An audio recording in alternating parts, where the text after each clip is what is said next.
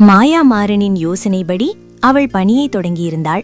அவள் குறுகிய நேரத்தில் ஆடையை வாடிக்கையாளர்களின் ரசனைக்கு ஏற்ப அழகாக வடிவமைத்த விதம் அனைவருக்கும் வியப்பாகவே இருந்தது. அவள் எந்த ஒரு உதவியாளரும் இல்லாமல் அனைத்து பணிகளையும் தனியாகவே கவனித்தாள். மாறன் அவள் ஆர்வத்தையும் ஈடுபாட்டையும் பார்த்து வாயடைத்து போனான். அவள் தோழி ஒருத்தியின் திருமணம் அந்த சமயத்தில் நடைபெற இருந்தது. மாயாவின் ஆற்றலை முற்றிலும் உணர்ந்திருந்த அவள் தோழி அவளிடமே அவள் கல்யாண ஆர்டரை கொடுத்துவிட்டாள். அவள் திருமணத்தில் அணியவிருக்கும் அனைத்து ஆடைகளையும் மாயாவே வடிவமைக்க வேண்டும் என்று அவள் கேட்டுக்கொள்ள மாயா மனமகிழ்ச்சியுடன் சம்மதித்தாள். அவள் தன் தொழிலை தொடங்கிய சில நாட்களிலே கிடைத்த அந்த அரிய வாய்ப்பு மாயாவை மேலும் உற்சாகப்படுத்தியது. அவள் முழு கவனத்துடன் அந்த வேலைகளை தொடங்கினாள். வள்ளியும் அவளுக்கு அவராலான உதவிகளை செய்து வந்தார். திருமணத்திற்கு குறுகிய நாட்களே இருந்த காரணத்தால் மாயா இரவும் பகலும் வேலை செய்ய வேண்டியதாக இருந்தது. அன்று இரவு 12 மணி அளவில் அவள் வேலை செய்து கொண்டிருந்தாள். தண்ணீர் குடிக்க வந்த மாறன் அவள் உறங்காமல் இருப்பது கண்டு வியந்து போனான். அவள் அருகில் நடந்து சென்றான். மாயா, மணி 12 ஆச்சு, நீ இன்னும் தூங்கலையா? அக்கறையுடன் அவன் கேட்க, இல்ல மாமா, எனக்கு கொஞ்சம் வேலை இருக்கு, இதை மட்டும் முடிச்சிட்டு தூங்கிடுறேன் என்றாள் அவள். எல்லா வேலைகளையும் காலையில கவனிக்கலாம், இப்ப போய் தூங்கு, அவன் பரிவாக கூற, ப்ளீஸ் மாமா, இன்னும் கொஞ்சம் வேலைதான் பாக்கி இருக்கு, இன்னும் ஒரு அரை மணி நேரம்தான் ஆகும், முடிச்சிட்டு தூங்குறேன் அவள் கெஞ்சலாக கேட்க அவன் பதில் ஏதும் பேசாமல் அந்த இடத்தை விட்டு நகர்ந்து சென்று விட்டான். ஐயோ, அவரை நம்ம மேல கோபப்பட்டுட்டு போயிட்டாரே, பேசாம நாம அவர் பேச்சை கேட்டு உள்ள போய் தூங்கி இருக்கணுமா? அப்படி விட்டுடா, இத காலையில மறுபடியும் முதல்ல இருந்து தொடங்கணுமே, இப்போ என்ன செய்யறது? அவள் தொடர்ந்து சிந்தித்து கொண்டிருக்கையில் அவள் நினைவு சங்கிலியை உடைத்தவாறு அவன் அவள் முன் வந்து நின்றான். அவள் நிமிர்ந்து அவன் முகத்தை பார்த்தாள். இந்தாப்பிடி, காஃபி குடிச்சிட்டு வேலையை செய். அவன் புன்னகையுடன் காஃபி கோப்பையை அவளிடம் கொடுக்க அவள் அதை ஆசையாக பெற்றுக்கொண்டாள். தினமும் இவ்வளவு நேரம் முழிச்சிட்டு இருக்கியா? அவன் பாசமாக வினவினான். ஆமாம் மாமா, இது நமக்கு கிடைத்த முதல் பெரிய ஆர்டர், இதை முடிக்க கால அவகாசமும் குறைவாயிருக்கு, அதான் நான் நேரம் எதுவும் பார்க்கறதில்ல, அவள் புன்னகை மாறாமல் பதிலளித்தாள். சரி, அதை என்கிட்ட சொல்லியிருந்தா நானும் உனக்கு துணையா இங்கேயே இருந்திருந்திருப்பேன்ல, அவன் அன்பாக பேச அவள் வாயடைத்து அவனையே பார்த்து கொண்டிருந்தாள். ஓய், அவன் அவள் முகத்திற்கு முன் சுடக்கு போட்டு அவளை அழைக்க அவள் சுய நினைவுக்கு வந்தாள். மாமா, நீங்க காலையிலிருந்து வெயில்ல வேலை செஞ்சுட்டு வரீங்க, ராத்திரி கொஞ்ச நேரம்தான் தூங்குறீங்க, அதையும் எனக்காக செலவழிச்சா உங்களால எப்படி அடுத்த நாள் போய் வேலை செய்ய முடியும்? மாயா அவள் மனதில் தோன்றியதை கூறினாள். அவன் அழகாக புன்னகைத்துவிட்டு அவள் அருகில் அமர்ந்தான். அவன் அவ்வாறு அவளுக்கு நெருக்கமாக அமர அவனுடைய நெருக்கம் அவளுடைய இதயத்தை படபடக்க செய்தது. அவள் அதை காட்டிக்கொள்ளாமல் அவள் வேலையில் கவனம் செலுத்த தொடங்கினாள். உனக்காக இன்னும் கொஞ்ச நேரம் கண்முழிச்சிட்டு இருக்கிறதுல எனக்கு எந்த ஒரு சிரமமும் இல்ல, நீ வேலை செய், நான் உனக்கு துணையா இருக்கேன், சரியா? அவன் பாசமாக கூறினான். அவள் மறுபேதும் செல்ல முடியாமல் சரி என்று தலையசைத்துவிட்டு வேலையை தொடர்ந்தாள். தினமும் சரியா சாப்பிட்றியா, இல்ல வேலை வேலைன்னு சொல்லி சாப்பிட்றதில்லையா? அவன் கவனையாக கேட்க, வீட்ல அத்தை இருக்கும்போது இப்படி கேள்வி கேட்குறீங்களே மாமா, நான் மறந்தாலும் அவங்க மறக்காம எனக்கு சாப்பாடு ஊட்டி விடுறாங்க. எங்க வீட்ல நான் வேலை ஏதாவது செஞ்சிட்டு இருந்தா என்னோட அம்மா தான் எனக்கு ஊட்டி விடுவாங்க, அதே மாதிரிதான் அத்தையும் என்னை பாத்துக்கிறாங்க. அவள் மனதார விடை கூற அவன் மனம் மகிழ்ந்தான். வேறெதுவும் பேசாமல் அவன் அமர்ந்து அவள் செய்யும் வேலைகளை பார்த்து கொண்டிருந்தான். சிறிது நேரம் கழித்து, மாமா, எவ்வளவு நேரம்தான் நீங்க இதை பார்த்துட்டு இருப்பீங்க? உங்களுக்கும் போர் அடிக்கும் தானே? ஏதாவது பாட்டு போடுங்க, நானும் கேட்டுடே வேலை செய்றேன். அவள் அவன் முகம் பார்த்து கூற அவனுக்கும் அது சரியான யோசனையாகவே தோன்றியது. உனக்கு எந்த மாதிரி பாட்டு கேட்க பிடிக்கும் மாயா? அவன் கைபேசியை கையில் எடுத்தவாறு கேட்டான். உங்களுக்கு பிடிச்ச பாட்டே போடுங்க மாமா, நான் கேட்குறேன். அவள் வேலை செய்தவாறு பதிலளித்தாள். எனக்கு இளையராஜா பாட்டா ரொம்ப பிடிக்கும், நீ பழைய பாட்டெல்லாம் பிடிக்குமா? அவன் சந்தேகமாக கேட்க, அதெல்லாம் பிடிக்கும், உங்களுக்கு பிடிச்ச நல்ல காதல் பாட்டா போடுங்க என்று ஏதோ நினைவில் சொல்லிவிட்டு தலையில் கொட்டிக்கொண்டாள். அவன் மென்மையாக புன்னகைத்துவிட்டு அவனுக்கு மிகவும் பிடித்த பாடலை போட்டான். இரவு நேரத்தில் அந்த பாடல் கேட்பதற்கு மிகவும் இனிமையாக இருந்தது. என்ன மாயா, பாட்டு பிடிச்சிருக்கா? அவன் அவள் ரசித்து கேட்பதை பார்த்து வினவினான். பிடிச்சிருக்கு மாமா, ஆனா வரிகள் தான் புரியல. அவளுக்கு தோன்றியதை அவள் கூறிவிட அவன் சிரித்தான். நீ முதல் தடவை கேட்கறதால உனக்கு புரியல, கேட்க கேட்க புரியும், அவன் புன்னகையுடன் கூறினான். ஓ, ஆனா இது தமிழ் தானே, இருந்தும் எனக்கே அர்த்தம் புரியல, அவள் குழப்பமாக கேட்க, அந்த வரிகளெல்லாம் புரியணும்னா மனசுல காதல் இருக்கணும், கடைசிக்கு ஒருதலை காதலாவது இருக்கணும், அப்போதான் அதோட அர்த்தம் புரியும். அவன் சிரிப்புடனே கூற, ஓஹோ, ஆமா சார் தான் காத மன்னனாச்சு, அதான் உங்களுக்கெல்லாம் புரியுது. அவள் அவனை கேலி செய்தாள். சொன்னாலும் சொல்லாடியும் நான் காதல் மன்னன்தான். அவள் பாணியிலேயே அவனும் பதிலளிக்க இருவருக்கும் சிரிப்பு வந்துவிட்டது. சரி காதல் மன்னரே, எனக்கு இந்த பாட்டை அர்த்தம் கொஞ்சம் சொல்றீங்களா? உங்க அளவுக்கு இல்லைனாலும் ஏதோ பாட்டை ரசிக்கவாவது கத்துக்கிறேனே. அவள் வேலையில் கவனம் செலுத்திக் கொண்டே அவனிடம் வினவினாள். அதுக்கென்ன, சொல்றேன், எனக்கும் போர் அடிக்காது என்று கூறிவிட்டு அதே பாடலை மீண்டும் வைத்துவிட்டு அவளுக்கு அர்த்தம் சொல்லத் தொடங்கி.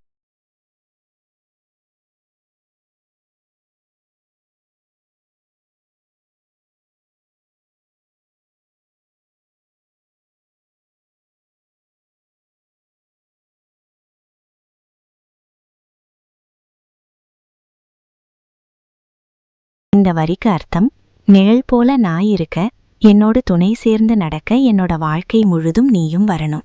கடலும் வானமும் கூட நிறம் மாறினாலும் மாறும், ஆனா உன்மேல நான் வச்சிருக்கிற அன்பு எந்த நாளும் மாறாது.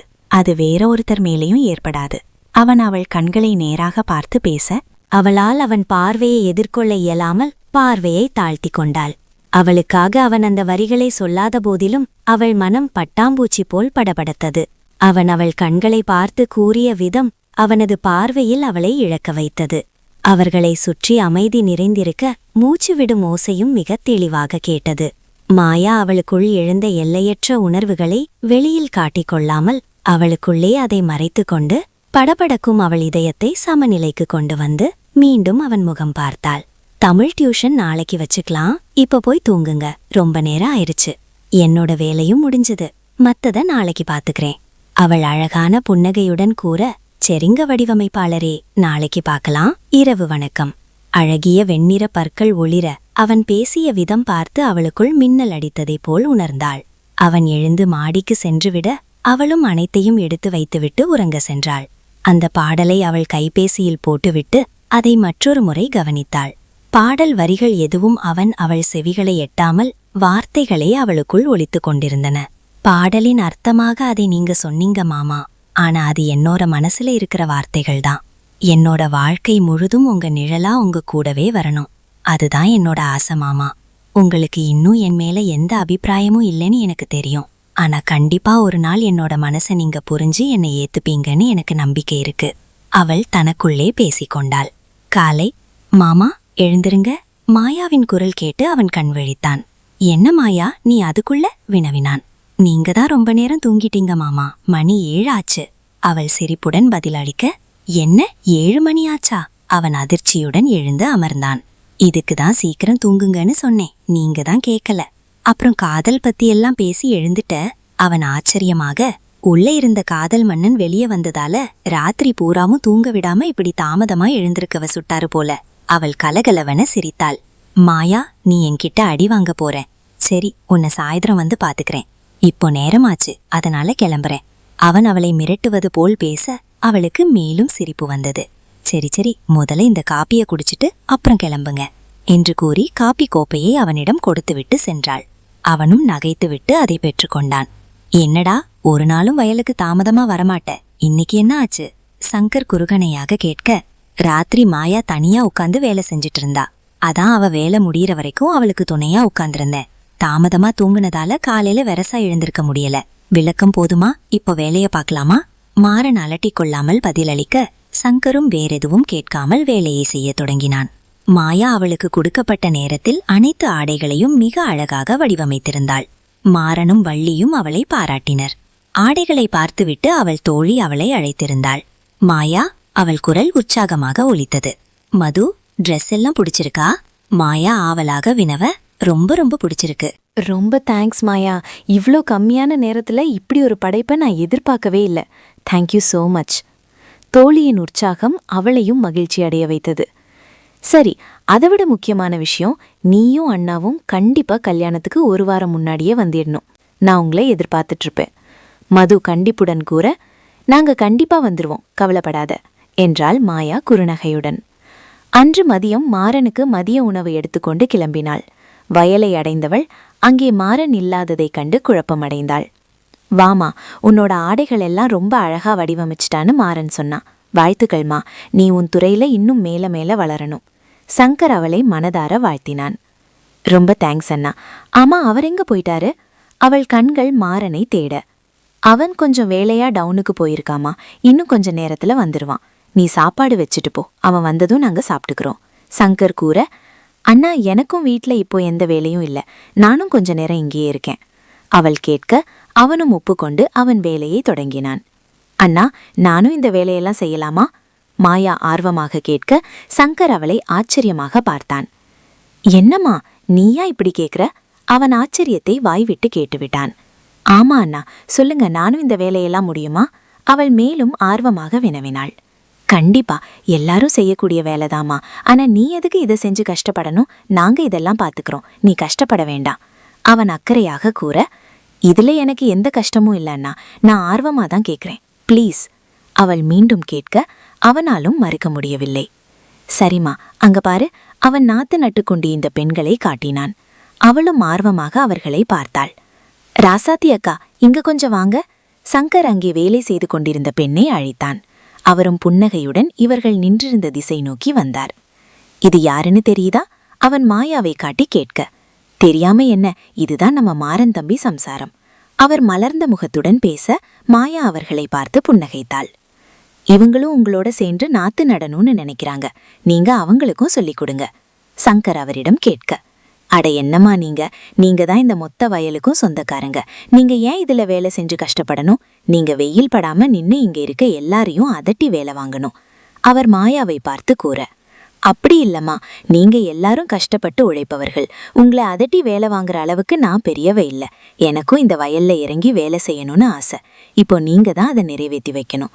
அவள் அவரிடம் உரிமையாக கேட்க, மாறனுக்கு ஏத்த பொண்ணுதான், சரிம்மா, நீங்க செருப்ப கழட்டி வச்சுட்டு வயலுக்குள்ள வாங்க என்று கூறி அவளை அழைத்துச் சென்றார். மாயா ஆர்வமாக அவருடன் சென்றாள். அவர்கள் குறிப்பிட்ட வழ வேலைகளை தொடங்கினாள். சிறிது கடினமாக இருந்த போதிலும் அவள் ஆர்வமாக அந்த வேலையை செய்ய அங்கே இருந்தவர்கள் அவளை ஆச்சரியமாக பார்த்தனர். சிறிது நேரத்தில் மாறனும் வந்துவிட்டான். ஷங்கர் கூறியதை கேட்டு அவனும் ஆச்சரியமாக வயலுக்கு சென்று பார்த்தான். மாயா அங்கே வேலை செய்பவர்களுடன் சேர்ந்து வயலில் வேலை செய்து கொண்டிருப்பதை பார்த்து அவன் மனம் மகிழ்ந்தது. மாறனை கவனித்த மாயா அவனை பார்த்து புன்னகைத்தாள். சாப்பிடவா என்று அவன் செய்கையில் அழைக்க அவளும் ஆர்வத்தில் வேகமாக நடந்து வர, ஏய் மாயா, பாத்து வா. அவன் கூறிக்கொண்டிருக்கும்போதே அவள் கால் இடறி கீழே விழுந்து விட்டாள். இந்த பொண்ண வச்சுக்கிட்டு அவன் மனதில் எண்ணிக்கொண்டு அவளை நோக்கி விரைந்து சென்றான். பார்த்து வரணும்னு தெரியாதா உனக்கு? இங்க இடம் முழுசா சேரா இருக்கு, அது தெரியல? வா, கை குடு என்று அவளை கடிந்து கொண்டே தூக்கிவிட்டான். அவள் சோகமாக அவன் முகம் பார்க்க, சரி சரி, அப்படி பார்க்காத, செய்யற வேலையில கொஞ்சம் கவனம் இருக்கணும், சரியா? இந்த முறை அவன் கனிவாக சொல்ல அவளும் தலையசைத்தாள். அவன் அவளை வாய்க்காலுக்கு அழைத்துச் சென்று அவளுக்கு உதவி செய்தான். அவன் முகத்தில் புன்னகை பரவி இருந்ததை அவள் கவனித்தாள். எதுக்கு சிரிக்கிறீங்க? நான் கீழே விழுந்தது நினைச்சா? அவள் பாவமாக முகபாவனை செய்ய, ஹெய், அப்படியெல்லாம் இல்ல, நீ வயல்ல இறங்கி வேலை செஞ்சது நினைச்சேன், அதான். அவன் பதிலளிக்க, அதுல சிரிக்க என்ன இருக்கு? அவள் புரியாமல் வினவினாள். அது சிரிப்பில்ல, சந்தோஷம், ஆச்சரியமும் கூடதான். எனக்கு தெரிஞ்சு உனக்கு இந்த மாதிரி வேலை எதுவும் பிடிக்காது. அப்படி இருக்க நீ எப்படி வயல்ல இறங்கி வேலை செய்யணும்னு நினைச்ச? அவன் ஆச்சரியம் வெளிப்பட வினவின. ஆனா நீங்க இந்த வேலையை தானே தினமும் செய்றீங்க, அதான் அந்த வேலை எப்படி இருக்குன்னு நானும் செஞ்சு பார்க்க ஆசைப்பட்டேன். எனக்கு எந்த வேலையும் பிடிக்காம இல்ல, இதெல்லாம் முன்ன எனக்கு பழக்கம் இல்ல, அவ்வளோதான். அவள் துடுக்காக கூறிவிட்டு அந்த இடத்தை விட்டு சென்றாள். தினமும் அவளின் ஒவ்வொரு செயல்களாலும் அவனை வியக்க செய்து கொண்டிருக்கும் அவளை கண்ணிமைக்காமல் பார்த்து கொண்டு நின்றிருந்தான் மாறன். மாமா, பகல் கனவு கண்டது போதும், இப்போ சாப்பிட வாங்க. அவள் கலகலவென சிரிக்க அவனும் சிரித்துவிட்டான். சங்கர் வாடா என்று நண்பனையும் அழைத்து கொண்டு சென்றான். மாயா இருவருக்கும் உணவு பரமாறினாள். டேய், இந்த பொண்ண பாத்தியா? வயல்ல எல்லாம் இறங்கி வேலை செய்ய ஆரம்பிச்சுட்டாங்க. இனி எனக்கும் உனக்கும் இங்க வேலை இருக்குமான்னு பயமா இருக்கு. சங்கர் கலவரமாக கூற மாயா வாய்விட்டு சிரித்தாள். சுல்லா இருங்க என்ன என்று கூறி அவளும் அவனோடு சேர்ந்து சிரிக்க மாறன் அதையும் ஆச்சரியமாக பார்த்தான். எதை சொன்னாலும் முகத்தை திருப்பிக் கொண்டு எந்நேரமும் சிடுசிடுவென்றிருக்கும் மாயாவா இது என்று தோன்றியது அவனுக்கு.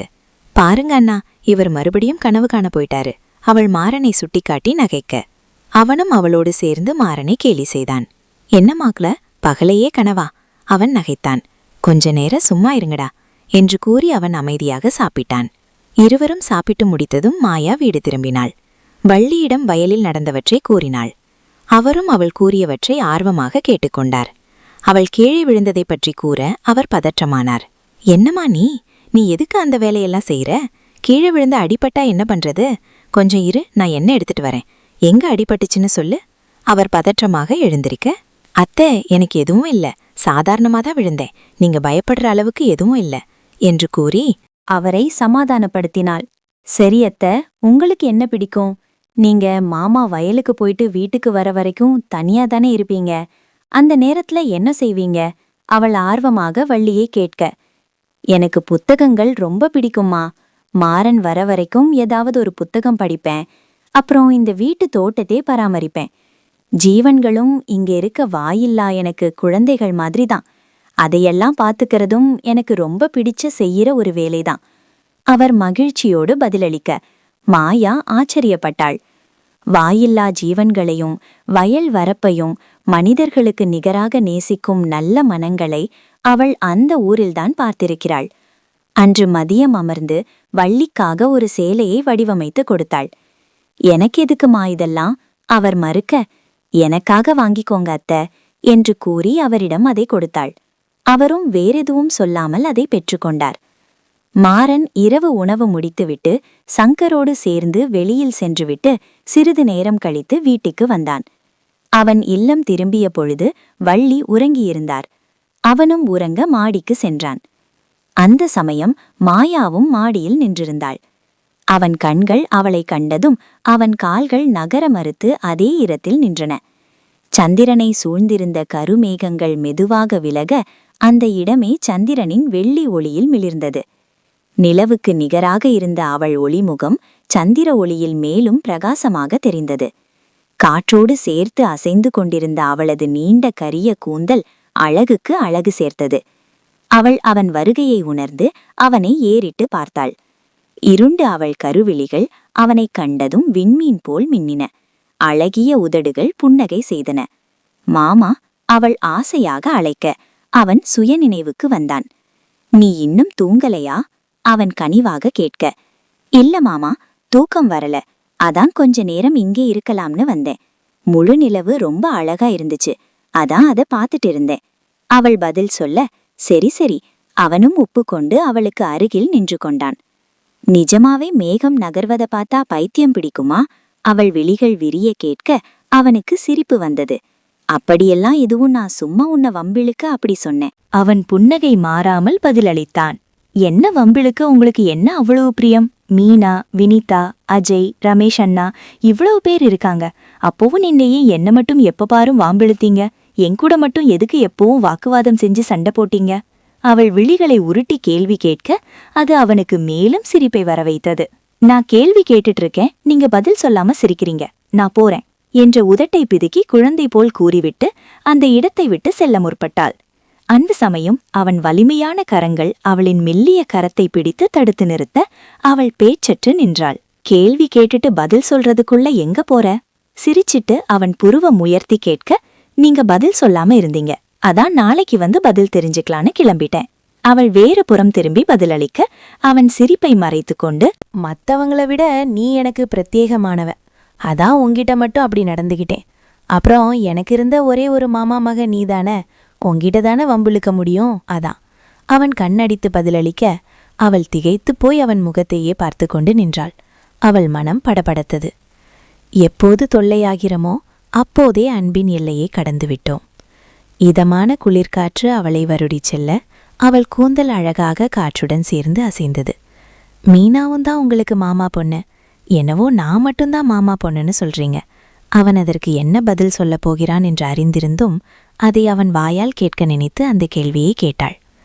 மீனா எனக்கு ஒரு குழந்தை மாதிரிதான், அவளை ஒரு நாளும் என்னோட மாமா மகளா நான் பார்த்ததே இல்லை. நீ அப்படி இல்லை, எனக்கு இருந்த ஒரே ஒரு முறை பொண்ணு நீதான், உன்னை மட்டும்தான் நான் அப்படி நினைச்சேன்.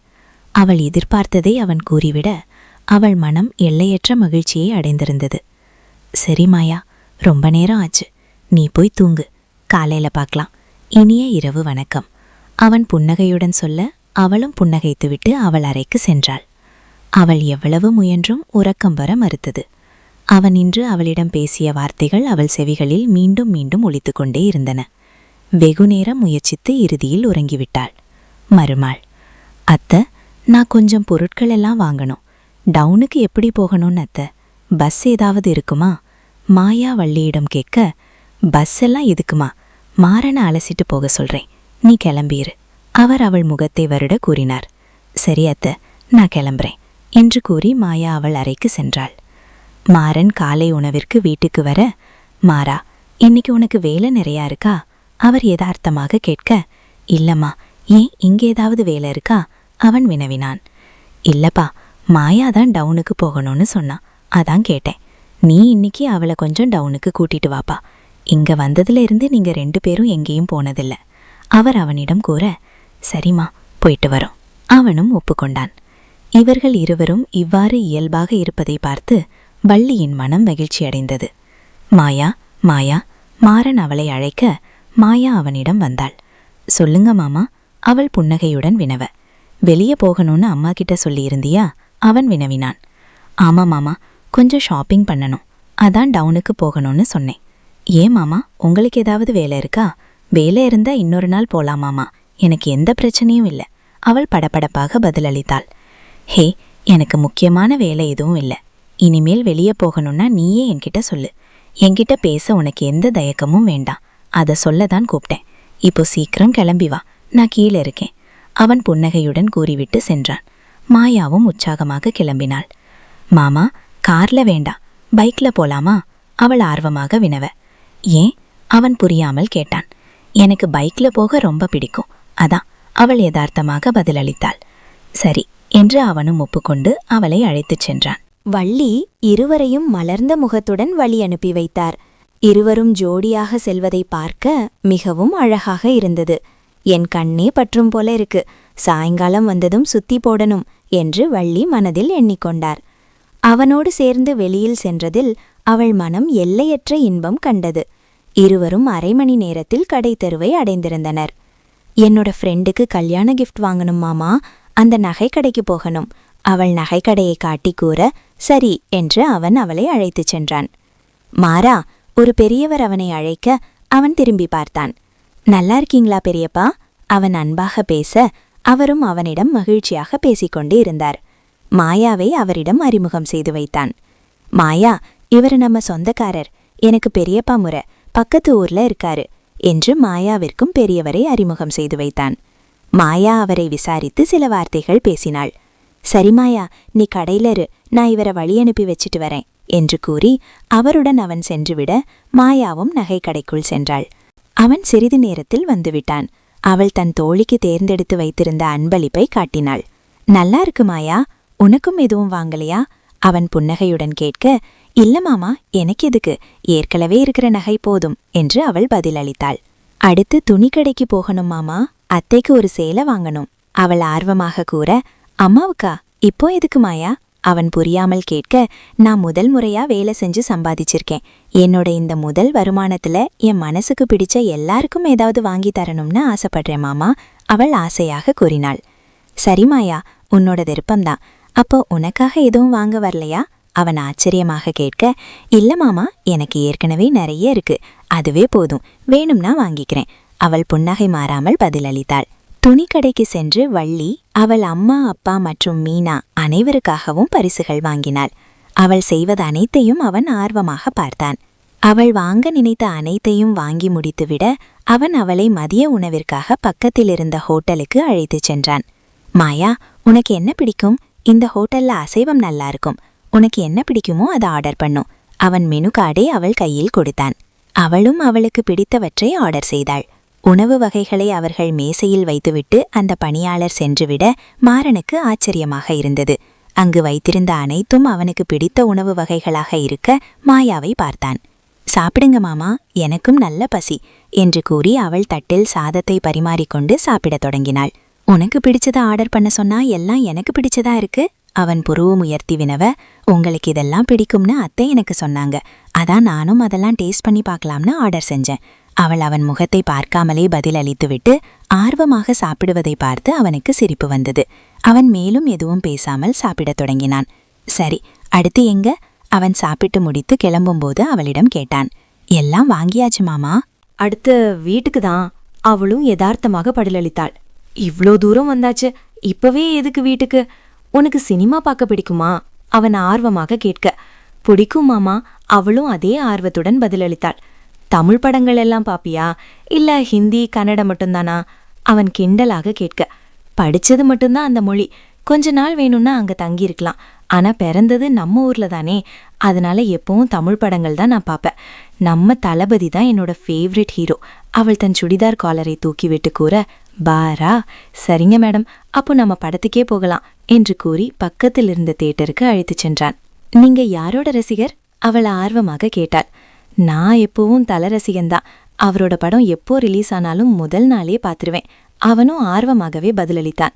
ஓஹோ, எனக்கும் தளபதி படம் ஃபர்ஸ்ட் டே ஃபர்ஸ்ட் ஷோ பார்க்கணுன்னு ரொம்ப ஆசைதான். ஆனா இதுவரைக்கும் அது நடந்ததே இல்லை. சிறிது சோகமாக சொன்னாலும் அடுத்த நிமிடமே, இதுவும் நல்லாதான் இருக்கு.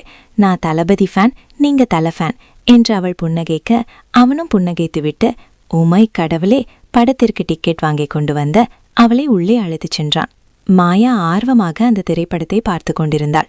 சில சமயம் அது அவளின் வாழ்க்கையை நினைவூட்டியது. ஆரம்ப நாட்களில் இருவரும் சண்டை போட்டுக் கொண்டிருந்ததை நினைவுபடுத்தியது. இடைவேளையின் போது அவன் அவளுக்கு பிடித்தவற்றை வாங்கி வர அவளோ ஏதோ சிந்தனையில் இருந்தாள். மாயா அவன் 2 முறை அழைத்த பின்னே அவளை பார்த்தாள். என்ன யோசனை? இந்தா என்று அவன் வைத்திருந்தவற்றை அவளிடம் கொடுத்தான். என்ன ரொம்ப ஆழ்ந்து யோசிச்சுட்டு இருக்க? அவன் மீண்டும் கேட்க, ஒன்னும் அல்ல மாமா என்று அவள் சமாளித்துவிட்டு அவனோடு சேர்ந்து மீதி படத்தையும் பார்த்து முடித்த இருவரும் வெளியில் வந்தனர். படம் பிடிச்சிருந்ததா? அவன் கேட்க, ரொம்ப பிடிச்சது மாமா, அவள் புன்னகையுடன் பதிலளித்தாள். இருவரும் மாலையில் அடைந்தனர். வள்ளி இருவருக்கும் திருஷ்டி சுத்தி போட்டு வீட்டுக்குள் அழைத்துச் சென்றார். மாயா அவள் வாங்கி வந்த புடவையை ஆசையாக அவருக்கு கொடுக்க வள்ளியும் மகிழ்ச்சியுடன் அதை பெற்றுக்கொண்டார். இரவு மாலனுக்காக மாடியில் காத்திருந்தாள். மாயா, தூங்கலையா? அவன் வினவ. உங்களுக்காக தான் காத்துட்டு இருந்தேன், அவள் பதிலளித்தாள். எனக்காகவா? ஏதாவது பேசணுமா? அவன் வினவ. மாமா, கை காட்டுங்க, அவன் கண்களை பார்த்து அவள் கூறினாள். எதுக்கு என்று தெரியாமல் அவனும் கைகளை நீட்டினான். அவனுக்காக அவள் வாங்கியிருந்த பிரேஸ்லெட்டை அவன் கையில் அணிவித்தாள். நல்லா இருக்கா? பிடிச்சிருக்கா? அவள் கேட்க. நல்லா இருக்கு. ஆனா மாயா, எதுக்கு இதெல்லாம்? அவன் வினவ. அதான் காலையிலே சொன்னேனே, என் மனசுக்கு பிடிச்ச எல்லாருக்கும் ஏதாவது வாங்கணும்னு, அதான் என்றாள் புன்னகையுடன். ஆமா, எனக்கு தெரியாம இது எப்ப வாங்கின? அவன் புரியாமல் கேட்க. நீங்க பெரியப்பாவை விட போன போது வாங்கிட்டேன் என்று அவள் சிரிப்புடன் பதிலளித்தாள். அவன் அவள் முகத்தை பார்த்தவாடு சிறிது நேரம் நின்றிருந்தான். நன்றி மாயா, இது ரொம்ப அழகா இருக்கு. அவன் கைகளை பார்த்தவாறு கூற மாயாவிற்கு சந்தோஷமாக இருந்தது. இருவரும் சிறிது நேரம் ஏதோ பேசிக் கொண்டிருக்க மாயாவிற்கு அவள் மனதில் எழுந்த கேள்வி நினைவிற்கு வந்தது. மாமா, நான் ஒன்னு கேக்குறேன், உண்மையான பதில் சொல்லுவீங்களா? அவள் ஆர்வமாக அவனை பார்த்து வினவ. சொல்லுறேன். என்ன கேள்வி? அவனும் ஆர்வமாகவே கேட்டான். இன்னைக்கு ஒரு படம் பார்த்தோமே, அதுல நடந்த மாதிரி உங்களுக்கும் கடவுள் நம்ம கல்யாண சமயத்துல அத மாத்திர மாதிரி ஒரு சான்ஸ் கொடுத்தா என்ன செய்வீங்க? அவன் என்ன பதில் சொல்லப் போகிறான் என்று தெரியாமல் அவனை ஆர்வமாக பார்த்தாள். அவன் அளித்த பதிலில் அவள் எதுவும் பேசாமல் வேகமாக அவள் அறைக்கு சென்று விட்டாள். மாயா, நில்லு மாயா! அவன் அழைப்பதை கூட காதில் வாங்காமல் கண்களில் கண்ணீருடன் அவள் அறைக்குள் சென்று கதவை அடைத்துக் கொண்டாள். இன்னைக்கு ஒரு படம் பார்த்தோமே, அதுல நடந்த மாதிரி உங்களுக்கும் கடவுள் நம்ம கல்யாண சமயத்துல அத மாத்திர மாதிரி ஒரு சான்ஸ் கொடுத்தா என்ன செய்வீங்க? அவன் என்ன? இத நிறுத்தியிருப்பேன். அவன் மேலும் பேசுவதற்கு முன் மாயா அந்த இடத்தை விட்டு சென்று விட்டாள். சொல்லி முடிக்கிறதுக்கு முன்னாடியே எங்க போற? மாயா, நில்லு! அவன் வார்த்தைகள் எதுவும் அவள் செவிகளை எட்டவில்லை. அவள் அறைக்குள் சென்று கதவை அடைத்துக் கொண்டாள். தலையணையில் தலை சாய்த்திருக்க கண்களில் கண்ணீர் நௌலமாய் பேர்பெடுத்தது. எனக்கு தெரியுமாமா, உங்களுக்கு இந்த கல்யாணத்துல எப்பவும் விருப்பம் இல்லைன்னு. இன்னும் எவ்வளவு நாள் ஆனாலும் நீங்க என்னை ஏத்துக்க மாட்டீங்கன்னு இப்போ எனக்கு புரிஞ்சிருச்சு. வீட்டுக்காகவும் பெத்தவங்களுக்காகவும் தான் இந்த உறவை நீங்க ஏத்துக்கிட்டு இன்னும் வாழ்ந்துட்டு இருக்கீங்க. ஆனா நான் அப்படி இல்ல மாமா, உங்க மேல உயிரையே வச்சிருக்கேன். அவள் கண்களில் கண்ணீர் மேலும் பெருகியது. அதிகமாக அழுத சோர்வில் அப்படியே உறங்கிவிட்டாள். அவள் சென்ற திசையை வெறித்து பார்த்து கொண்டிருந்தான் அவன். என்ன சொல்ல வந்தேன்னு கேட்காம போயிட்ட மாயா. இப்படி ஒரு சூழல் இல்லாம நல்லபடியா நம்ம கல்யாணம் நடந்திருக்கும்னு சொல்ல வந்தேன். உனக்கு விருப்பம் இல்லாம நடந்த கல்யாணம் உன்னோட விருப்பத்தோட நடந்திருக்கும்னு சொல்ல வந்தேன். ஆனா நான் அடுத்த வார்த்தை சொல்றதுக்குள்ள நீ இப்படி எதையும் கேட்காம போயிட்ட. அவன் மனதில் எண்ணிக்கொண்டு வானத்தை பார்த்தவாறு தலைக்கு கை வைத்து படுத்தான். அவன் வாழ்வில் நடந்த அனைத்தும் அவன் மனதில் தோன்ற, அந்த நினைவுகள் அனைத்தும் மிகவும் அழகாக இருந்தன. மாயா என்ற சொல்லே அவன் மனதை மயக்குவதை அவனாலும் அன்று நம்ப முடியவில்லை. பெற்றவர்களுக்காக அவளை திருமணம் செய்திருந்த போதும் அவளை மனதார மனைவியாக ஏற்றிருந்தான். அவளுக்கு எந்த குறையும் இன்றி பார்த்து கொள்ள நினைத்தான். இன்று வரை அவளை அப்படியே வைத்திருந்தான். அவள் மீது அவனுக்கு இருந்த உணர்வு காதல்தான் என்று அவன் உணர சில நாட்களானது. ஆனால் அவள் மீது கொண்ட காதலை உணர்ந்ததும் அவன் மனம் எல்லையற்ற சந்தோஷத்தை அடைந்திருந்தது. ஆனால் அவள் மனதிலும் அவ்வாறு ஒரு எண்ணம் வந்த பின்னரே அவன் காதலை சொல்ல நினைத்தான். திருமணம் அவள் விருப்பமின்றி நடந்தாலும் அவள் வாழும் வாழ்க்கை அவளுக்கு பிடித்தவாறு இருக்க வேண்டும் என்பதில் மிகவும் உறுதியாக இருந்தான். திருமணம் செய்து கொண்டதற்காக இல்லாமல் அவனை அவள் மனதார ஏற்றுக்கொண்டால் மட்டுமே இந்த உறவு தொடரும் என்பதிலும் உறுதியாக இருந்தான். இருவரும் பிரிந்திருந்த நாட்களில் அவளின் அருகாமையை விரும்பினான். அவள் அவன் இல்லத்திற்கு மீண்டும் வந்த பொழுதில் இருந்து அவள் செய்யும் அனைத்தையும் விரும்பினான். இருப்பினும் அவள் மனதின் எண்ணங்கள் என்னவென்று தெரியாமல் சமயங்களில் மிகவும் குழம்பிப் போனான். என்றும் அவளுக்கு தன்மேல் இருப்பது காதல்தான் என்று அவன் உணர்ந்திருக்கவில்லை. சுடர் ஒளி போன்ற அவள் முகம் அவன் மனதில் தோன்ற அதை ரசித்தபடியே உறங்கிவிட்டான். அதிகாலை சூரியனின் கதிர்கள் வானம் முழுவதும் இளஞ்சிவப்பு நிறத்தை பரப்பிக் கொண்டிருக்க மாயா மெல்ல கண்களை திறந்தாள். முந்தைய நாளின் நிகழ்வுகள் அவள் மனதை வருத்திய பொழுதும் அதை ஒதுக்கி வைத்துவிட்டு மற்ற வேளைகளில் கவனம் செலுத்த நினைத்தாள்.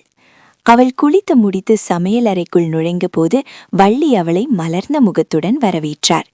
உனக்காகத்தான் காத்துட்டு இருந்தேன், வா சாப்பிடு என்று கூறி அவளுக்கு காலை உணவை பரிமாறினார்.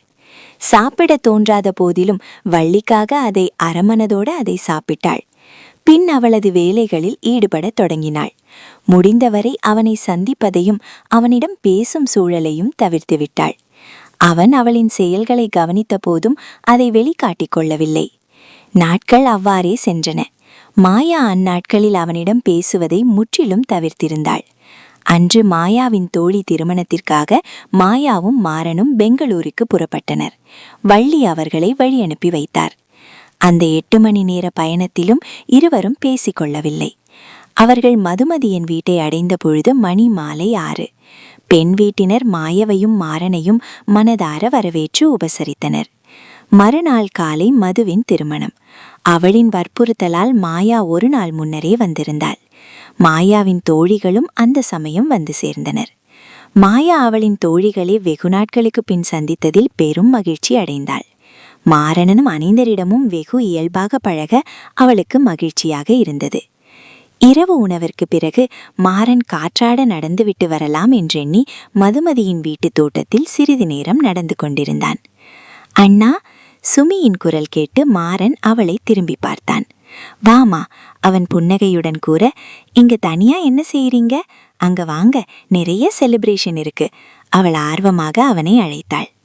கொஞ்ச நேரம் கழித்து வரேம்மா, கொஞ்ச நேரம் காற்றாட நடக்கலான்னு இங்க வந்தேன். அவன் புன்னகை மாறாமல் பதிலளித்தான். சரி அண்ணா, ஆனா அங்க உங்க வைஃப் உங்களை ரொம்ப மிஸ் பண்றாங்க போல. நீங்க எங்கன்னு வாசலையே பார்த்துட்டு இருக்காங்க. அவள் சிரிக்க அவன் என்ன சொல்வதென்று தெரியாமல் மௌனமாக புன்னகைத்தான். ஆனா நீங்க ரொம்ப கிரேட் அண்ணா. அவளை நீங்க ரொம்ப நல்லா என்கரேஜ் பண்றீங்க. உங்களை மாதிரி ஹஸ்பண்ட் கிடைக்க அவள் கொடுத்து வச்சிருக்கணும். சுமி ஆர்வமாக கூற, நான் தான் கொடுத்து வச்சவன், அவளை போல ஒரு மனைவி கிடைக்க. அவன் மனதில் இருந்ததை பதிலாக சொன்னான். அதுவும் சரிதான், அவளை விட அதிகமா உங்களை யாரும் லவ் பண்ண முடியாது. சுமி புன்னகையுடன் கூற மாறன் அவளை அதிர்ச்சியாக பார்த்தான். என்ன? அவன் புரியாமல் அவள் முகம் பார்க்க, என்னவா, மாயா உங்களை எவ்வளவு காதலிக்கிறான்னு உங்களுக்கு தெரியாத மாதிரி கேக்குறீங்க. உங்களுக்கு கல்யாணமான போது நானும் கொஞ்சம் வருத்தப்பட்டேன். அவ ஆரம்பத்துல கொஞ்சம் வருத்தமா தான் இருந்தா. ஆனா போக போக தான் எனக்கு புரிஞ்சது அவ உங்களை எவ்வளவு லவ் பண்றான்னு. நீங்க படிப்பு முடிஞ்சு அவளை உங்க வீட்டுக்கு அழைச்சிட்டு போக வந்தப்போ எவ்வளவு சந்தோஷமா கிளம்பினா தெரியுமா? நீங்க அவ கனவை நினைவாக்க செய்யற எல்லா முயற்சியும் பார்த்து அவளுக்கு லவ் இன்னும் ஜாஸ்தி ஆயிடுச்சுன்னு தான் சொல்லுவேன். இப்ப கூட நீங்க இங்க வந்து 10 நிமிஷம் தான் ஆச்சு. ஆனா அவ 10 தடவைக்கு மேல உங்களை எதிர்பார்த்து வாசல பார்த்திருப்பா. அதான் இங்க உங்களை பார்த்ததும் இத சொன்னேன். இன்னும் அவளை வெயிட் பண்ண வைக்காம சீக்கிரம் போய் பாருங்க. அவனை மேலும் அதிர வைத்துவிட்டு சுமி அந்த இடத்திலிருந்து சென்றாள். இந்த பொண்ணு என்ன சொல்றா? மாயா என்ன காதலிக்கிறாளா? ஆனா அவளுக்கு எப்படி என்னல்ல காதல்? பல கேள்விகள் அவன் மனதில் உதித்த போதும் அவள் தன்னை விரும்புகிறாள் என்ற வார்த்தை அவன் மனதில் எல்லையற்ற ஆனந்தத்தை உருவாக்கியிருந்தது. அந்த நிமிடம் அவளை பார்க்க துடித்த மனது அவனை அவளிடம் அழைத்து சென்றது. சுமி கூறியது போலவே அவள் வாசலை கவலையாக பார்த்து கொண்டிருந்தாள். அவளை சுற்றி அவள் தோழிகள் இருந்தபோதும் அவள் மனம் அவனை தேடுவதை அவள் செயல் உணர்த்தியது. அவனை பார்த்தவுடன் சூரியனின் வருகைக்காக காத்திருந்த சூரியகாந்தி போல அவள் முகம் மலர்ந்தது. எங்க போயிட்டீங்க? அவள் கண்களால் பேச அவன் பதில் எதுவும் சொல்ல தோன்றாமல் அவள் முகத்தையே பார்த்து கொண்டே நின்றான். மாயா, அங்க வா, ஃபங்க்ஷன் ஆரம்பிச்சிட்டாங்க. மாயாவின் தோழி அவளை அழைக்க அவள் அவளுடன் சென்றாள். மாறனும் அந்த நிகழ்வுகளில் கலந்து கொண்டான். மாயா அவள் தோழிகளுக்கு மத்தியில் தேவதையாய் அமர்ந்திருந்தாள். மாறன் அவளையே பார்த்து கொண்டிருந்தான். ஆடல் பாடல் என அந்த இடம் முழுவதும் கொண்டாட்டமாக இருந்தது. மாயா மன நிறைவுடன் அதை ரசித்துக் கொண்டிருந்தாள். மேடையில் சிலர் பாடிக்கொண்டிருக்க யாரேனும் ஒருவர் வந்து மேடையில் பாடுமாறு அழைக்க மாயா மாயா என்று கூச்சல் எழுந்தது. மாயா சூப்பரா பாடுவா. அவளின் தோழிகள் கூச்சலிட சும்மா இருங்க மாயா அவர்களை முறைத்தாள். மாயா, போமா, பாடு ப்ளீஸ். மதுவின் தாய் கேட்க மாயாவள் மறுக்க முடியாமல் மேடைக்கு சென்றாள். மாறன் ஆச்சரியமாக அவளை பார்த்தான். பாட்டெல்லாம் பாடத் தெரியுமா? அவன் மனதில் எண்ணிக்கொண்டிருக்கையில் தெனமுதாய் காற்றில் கலந்து இசைத்தது அவளின் இனிய குரல். விழிகள் விரிய அவளை ஆச்சரியமாக பார்த்தான் மாறன். அவளின் பாடல் வரிகள் அவனை மேலும் ஏதோ செய்தது. மலர்கள் கேட்டேன் வனமே தந்தனே, தண்ணீர் கேட்டேன் அமிர்தம் தந்தனே, எதை நான் கேட்பேன்? இந்த வரிகளை அவன் முகத்தை பார்த்து அவள் பாட அவன் பேச்சற்று நின்றான். எதை நான் கேட்பேன்? உனையே தருவாய். அவள் மனதில் இருந்த ஏக்கம் பாடல் வரிகள் வழியாக அவள் குரலில் தெளிவாக வெளிப்பட்டது. எதை நான் கேட்பேன்? உனையே தருவாய். மலர்கள் கேட்டேன் வனமே தந்தனே, தண்ணீர் கேட்டேன் அமிர்தம் தந்தனே. இந்த முறை இந்த வரிகளை அவள் முடிக்கையில் அவள் கண்களில் கண்ணீர் பெருகியது. அவள் அதை வெளிக்காட்டாமல் பாடலை தொடர்ந்து பாடிக்கொண்டிருந்தாள். பள்ளம் வீழ்ந்தேன் சிகரம் சேர்த்தனே, வெள்ளம் வீழ்ந்தேன் கரையில் சேர்த்தனே, எதனில் வீழ்ந்தாள் எதனில் வீழ்ந்தால் உன்னிடம் சேர்ப்பாய். மலர்கள் கேட்டேன் வனமே தந்தனே, தண்ணீர் கேட்டேன் அமிர்தம் தந்தனே. அவள் முழு பாடலையும் அவன் முகம் பார்த்தே பாட அவன் மனதிலிருந்த அனைத்து கேள்விகளுக்கும் அந்த பாடலையே அவள் பதிலாய் அழைத்திருந்தாள். கண்ணனை எண்ணி உருகி பாடலால் அவள் காதலை வெளிப்படுத்திய மீராவை போலிருந்தது அவள் பாடல். அவள் முகபாவங்களும் அதை போலவே இருந்தது. அவளின் குரலும் அதற்கேற்றவாறு மென்மையாக அவள் உணர்வுகளை தெளிவாக வெளிப்படுத்தியது. அவள் குரலில் இருந்த ஏக்கமும் அவளின் கண்ணீர் துளிகளும் இதுவரை அவள் சொல்லாத காதலை அவனிடம் சொன்னது. பாடலின் இறுதியில் அவன் கண்களும் அவள் மனதை காயப்படுத்திவிட்டோமோ என்று அவன் மனம் வேதனைப்பட்டது. கண் இமைக்காமல் அவன் மனைவியை பார்த்து கொண்டு நின்றிருந்தான். கலங்கியது. ஒரு நொடி இருவரது பார்வையும் சந்தித்துக் கொள்ள அதுவே ஒருவர் மீது ஒருவர் வைத்திருந்த காதலை இருவருக்கும் உணர்த்தியது. மற்றவர்களின் கரவோசை இருவரையும் சுய நினைவுக்கு கொண்டு வர இருவரும் அவர்களது பார்வைகளை விலக்கி மற்றவர்களை கவனித்தனர். சுமி மேடைக்கு சென்று மாயாவை அணைத்துக் கொண்டாள். சூப்பர் மாயா என்று அவள் கன்னத்தில் முத்தமிட்டாள். மாயா ஒரு சிறு புன்னகையுடன் மேடையில் இறங்கினாள். அனைவரும் இருந்து அவளை பாராட்டினர். ஆனால் அவள் மனது அதை எதையும் பொருட்படுத்தாமல் மாறனையே சுற்றியது. அவள் கண்களோ அவனை தேடின. மறுபடியும் எங்க போயிடிங்க மாமா என்று எண்ணிக்கொண்டு அவனை அறை முழுவதும் பார்வையால் தேடிக்கொண்டிருந்தாள். யார தேடுற மாயா? அவள் செவிக்கு மிக அருகில் அவன் குரல் கேட்க அவள் திடுக்கிட்டு அவனை திரும்பி பார்த்தாள். அவன் நமட்ட சிரிப்புடன் அவள் அருகில் நின்றிருக்க, நான் யாரையும் தேடல. மாயா உதட்டை சுளித்து பதில் அளித்துவிட்டு அந்த இடத்திலிருந்து வேகமாக நகர முற்பட்டாள். அவள் 2 அடி நகர்வதற்குள் அவனின் கரம் அவளின் கரத்தை பற்றியிருந்தது. அவள் திரும்பி அவன் முகம் பார்த்தாள். பாட்டு ரொம்ப நல்லா இருந்துச்சு. உன்னோட குரல் அதைவிட ரொம்ப இனிமையா இருந்துச்சு. அவன் அவளை பாராட்ட அவள் மனம் துள்ளி குதித்தது. பாட்டு நல்லா இருந்துச்சு, என் வாய்ஸ் நல்லா இருந்துச்சுன்னு சொல்றீங்க மாமா. ஆனா அந்த பாட்டை உங்களை நினைச்சுதான் பாடினேன்னு உங்களுக்கு எப்போ புரியும்? எனக்கு தெரியாத பாட்டுக்கெல்லாம் நீங்க அர்த்தம் சொன்னீங்க. இப்போ நான் உங்களையே நினைச்சு பாடின இந்த பாட்டோட அர்த்தத்தை எப்போ புரிஞ்சுக்க போறீங்களோ அந்த கடவுளுக்கு தான் வெளிச்சம். பாராட்டிய கணவன் முகத்தை ஏக்கமாக பார்த்தாள். உன்னோட மனசுல நீ இப்போ என்ன நினைக்கிறேன்னு எனக்கு தெரியும் மாயா. கூடிய சீக்கிரம் நீ எதிர்பார்த்த எல்லாம் நடக்கும். அதுக்கப்புறம் மற்றவர்களுக்காக நாம் வாழும் வாழ்க்கை மாறி ஒரு புது வாழ்க்கையை நாம் வாழப் போறோம். அந்த உலகத்துல நீ, நாம் மட்டும்தான். யாருக்காகவும் இல்லாம நமக்கான நம்ம வாழ்க்கைய வாழப் போறோம். அந்த நாள் ரொம்ப தூரத்துல இல்ல. அவன் மனதில் தோன்றிய எண்ணத்தின் பிரதிபலிப்பாக அவன் அழகிய இதழோரம் சிறு புன்னகை அரும்ப அதை பார்த்து அவளது மனம் தன்னிலை இழந்தது. அவனது அந்த ஒற்றை புன்னகையே போதும். அவள் மனதிலிருந்த அனைத்து கோபங்களும் இருந்த இடம் தெரியாமல் போயிருந்தது. அவன் முகத்திலிருந்து விழிகளை விளக்க மனம் வராமல் அவன் புன்னகையை ரசித்துக் கொண்டு இருந்தவள் சுமியின் குரல் கேட்டு சுயநினைவுக்கு வந்தாள். மாறனண்ணா, மாயா, உங்க 2 பேரையும் மாமி மதுவின் தாய் கூப்பிட்டாங்க, சீக்கிரம் வாங்க என்று கூறி அவள் அங்கிருந்து சென்றுவிட, தேங்க்ஸ். மாயா அவன் முகத்தை கூர்மையாக பார்த்து கூறிவிட்டு அவன் வேறேதும் பேசும் முன் அங்கிருந்து நகர்ந்தாள். அவள் செய்யும் அனைத்தும் அவனுக்கு ரசிக்கும்படியே இருந்தது. புன்னகையுடன் அவனும் அவளை தொடர்ந்து சென்றான். மதுவின் தாய் அவர்களை மலர்ந்த முகத்துடன் வரவேற்றார். இந்த பரிசை நீங்க 2 பேரும் வாங்கிக்கணும் என்று கூறி ஒரு பையை எடுத்தார். அம்மா, பரிசெல்லாம் எதுக்கு? மாயா தயங்க, நீயும் என்னோட பொண்ணுதானே, எதுவும் பேசக்கூடாது, 2 பேரும் சேர்ந்து இத வாங்கிக்கோங்க என்று கூறி அவர்கள் கையில் கொடுத்தார். அவர்களும் மறுப்பு எதுவும் சொல்லாமல் அதை பெற்றுக்கொண்டனர். இரவு வெகுநேரம் கழித்தே உறங்கச் சென்றனர். மாறன் அந்த அறையில் போட்டிருந்த சோஃபாவில் படுத்துக்கொண்டான். சிறிது நேரத்தில் அறைக்குள் வந்த மாயா அவன் உடலை குறுக்கி சிரமத்துடன் படுத்திருப்பதை பார்த்து வேதனை அடைந்தாள். மாமா, அவள் அழைப்பில் அவன் கண் திறந்தான். என்னம்மா, நீ இன்னும் தூங்கலையா? அவன் வினவ, நீங்க பெட்ல படுங்க, நான் இங்க படுத்துக்கிறேன். அவள் முகத்தை சோகமாக வைத்துக்கொண்டு பேசினாள். இல்ல மாயா, நான் அட்ஜஸ்ட் பண்ணிக்கிறேன், நீ பெட்ல படுத்துக்கோ. அவன் பதில் அளிக்க, இல்ல மாமா, உங்களால இதுல தூங்க முடியாது. நான் குள்ளமாதானே இருக்கேன், எனக்கு இது சரியா இருக்கும். நான் இங்க இருக்கேன், நீங்க கொஞ்ச நேரம் நல்லா தூங்குங்க. அவளும் விட்டு கொடுக்காமல் பேசினாள். அப்போ நீ நல்லா தூங்க வேண்டாமா? அவன் கேட்க, இப்படியே பேசிட்டு இருந்தா விடிஞ்சிரும், அப்புறம் 2 பேரும் தூங்க முடியாது.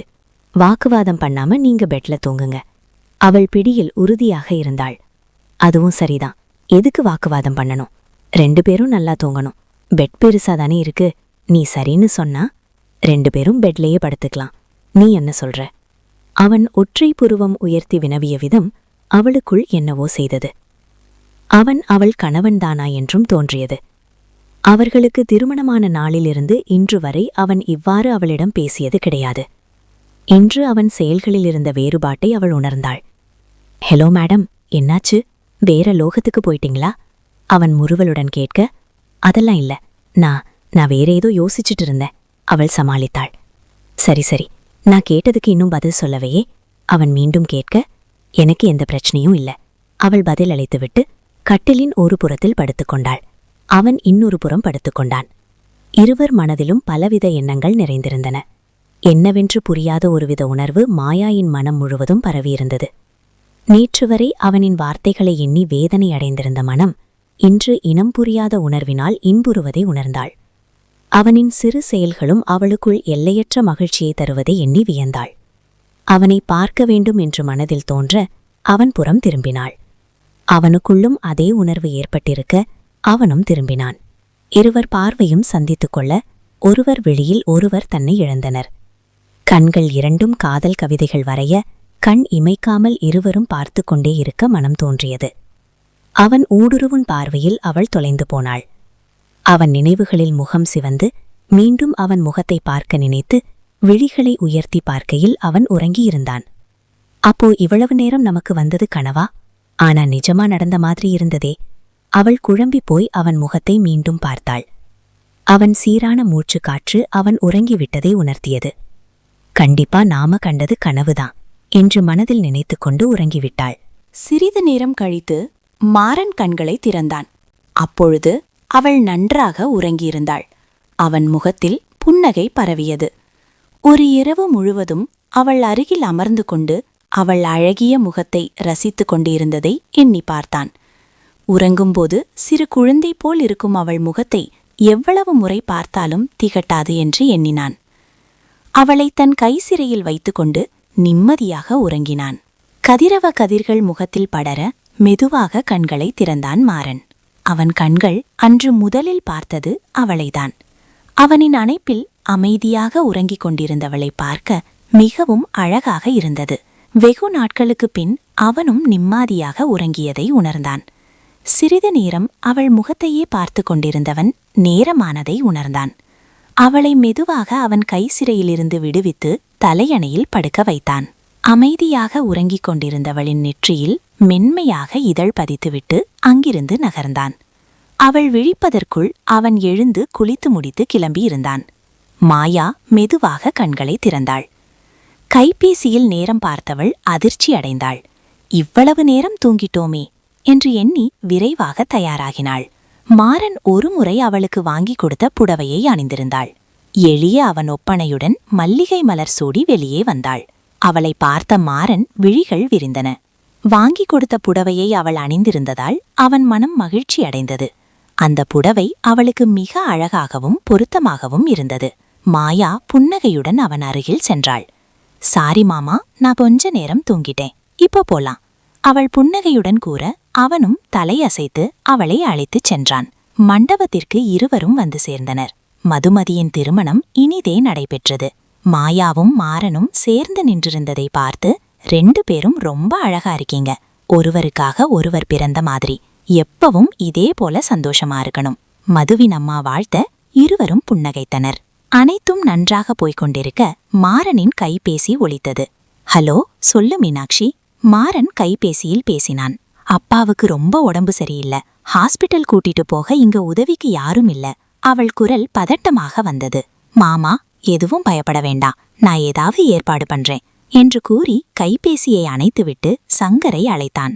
சங்கர், மீனாட்சி அப்பா ரொம்ப உடம்பு முடியாம இருக்காராம், நீ கொஞ்சம் அங்க போய் அந்த பொண்ணுக்கு உதவி செய். பாவம், தனியா என்ன செய்யறதுன்னு தெரியாம அந்த பொண்ணு கஷ்டத்துல இருக்கு.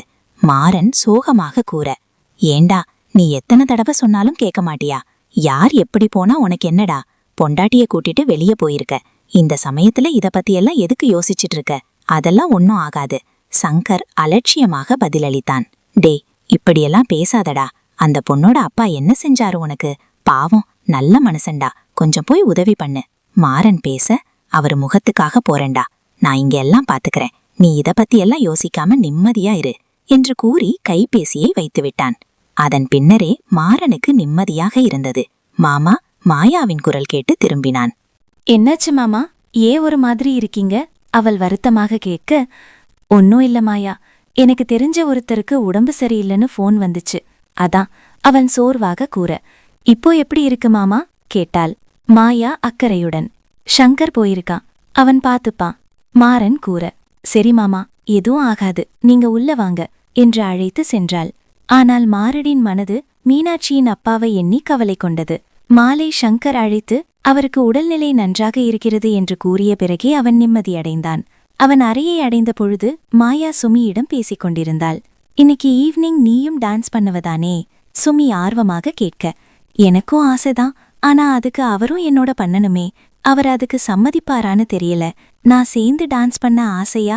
அவருக்காக அவர் இன்னும் போடாம ட்ரெஸ் கூட வச்சிருக்காரு, டான்ஸ் பண்ண எல்லாம் சம்மதிப்பாரா? அவள் சோகமாக பேசினாள். அதெல்லாம் சம்மதிப்பாரு, அதுக்கு நீ முதல் கேட்கணும், நீயே முடிவு பண்ணிக்க கூடாது. நீ இன்னைக்கு ஈவினிங் பார்ட்டில மத்த ஜோடிகள் மாதிரி நீயும் அண்ணாவோட சேர்ந்து டான்ஸ் ஆடற, அவ்வளோதான் என்று கூறி சுமி சென்றுவிட மாறன் புன்னகைத்தான். என்கிட்ட உனக்கு என்ன தயக்கமாயா?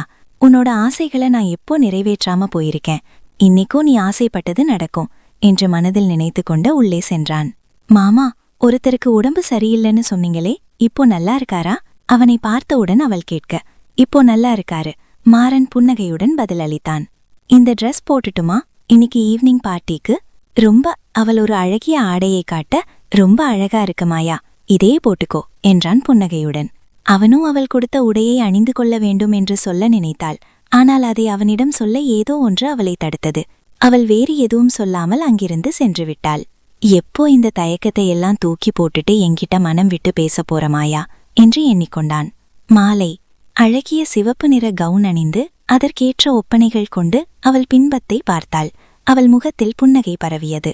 கண்ணாடியில் அவனை தேடிக்கொண்டு கீழே சென்றாள். சுமி, மாமாவ பாத்தியா? மாயா கேட்க சுமி வாயடைத்து போய் நின்றாள். மாயா, வாவ், அழகான பார்பி பொம்மை மாதிரி இருக்கே என்று கூறி அவளை அணைத்து கொண்டாள். மாயா புன்னகைத்தான். சரி, மாமா இங்கே, அவள் ஆர்வமாக கேட்க. ரிசப்ஷன் நடக்கிற இடத்துல தான் இருப்பாரு. அவரு முன்னாடி போய் நில்லு, அசந்து போயிருவாரு என்று அவளை செல்லமாக அடுத்துவிட்டு அவனை தேடி சென்றாள். அவனை பல இடங்களில் தேடியும் தென்படவில்லை. எங்க போயிட்டீங்க மாமா என்று எண்ணிக்கொண்டு திரும்புகையில் அவனை பார்த்தாள். சுமி கண்ணடித்து கூற, சும்மா இருடி. அவள் கண்களுக்கு உன்னை காணாதுருகும் நொடி நேரம் பல மாதம் வருடம் என மாறும். அவனை பார்த்தவள் விழிகள் அழகாக விரிந்தன. மாமா, அவள் கண்களை அவளே நம்ப முடியாமல் அவனை ஆச்சரியமாக பார்த்தாள்.